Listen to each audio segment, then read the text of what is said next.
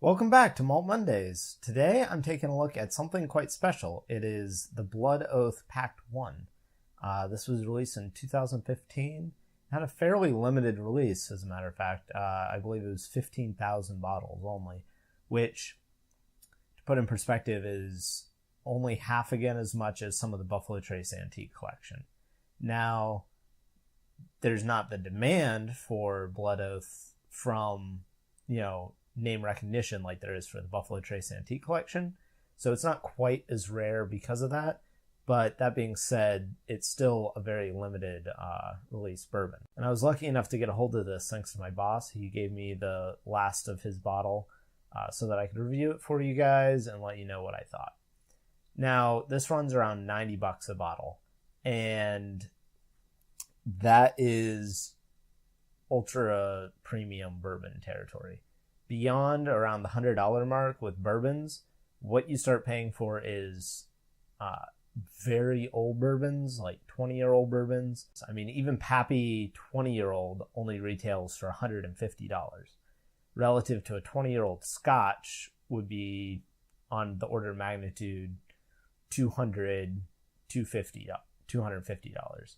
So, and then 25-year-old Scotch is like $500 minimum. So bourbons are much cheaper in terms of age statement than Scotch is, but the scarcity of a lot of bourbons in the premium range give them a much higher value because people buy them to resell them.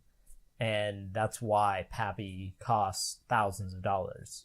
Really, it's supposed to cost about $200. Now, what's interesting about Blood Oath is that this is a blend of 3 different bourbons. A 6-year-old wheat bourbon, a 7-year-old rye, and a 12-year-old standard bourbon. Now, we've got information on the front here, which is mostly just a masterful union of well-bred bourbons.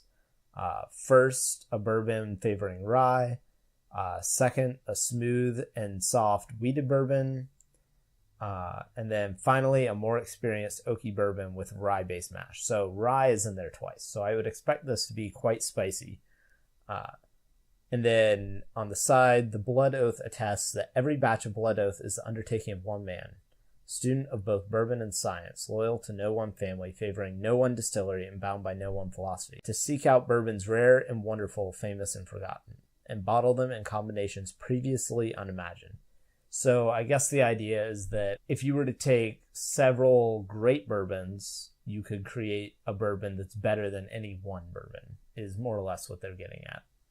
So I'll give you a look at the label here, and it's really nicely packaged with the cork on top and the custom bottle and everything. It definitely looks like a premium product. Now, we're going to go ahead and taste this. And I've tasted this a few times before, so I already have some thoughts on it. Set that there. And I'll tell you right away, the nose is much more indicative of the wheated bourbon side than the rye. It's not big and bold and spicy right up front. It's actually got some really unique light citrus notes. And a softer, creamier aroma than I would expect given how many times it mentions rye on the label. Definitely vanilla. Some berries. And a very sawdust kind of oak. It actually smells really good.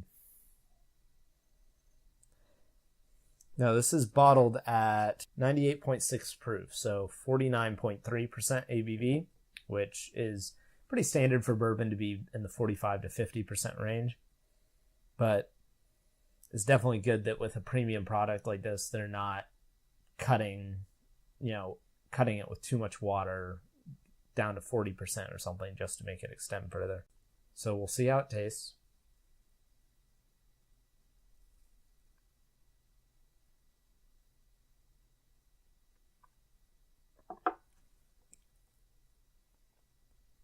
There's the rye. Wow. The rye really just kind of kicks you in the mouth right up front.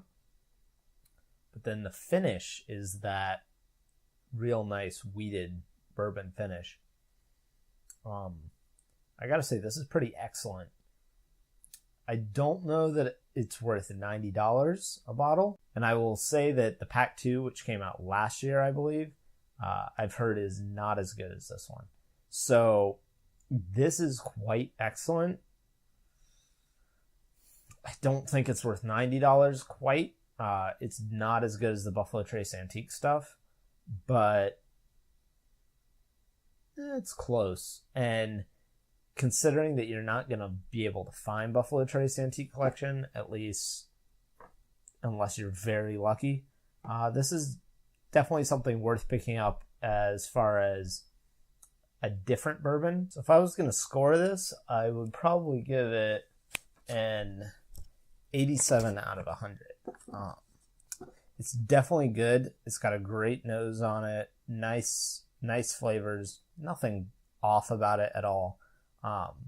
Really smooth, but it's a little bit pricey, and I don't think it quite offers the complexity of flavor that it should at that price range. So I hope you enjoyed this review, and please like, share, subscribe to my channel, and come back next week.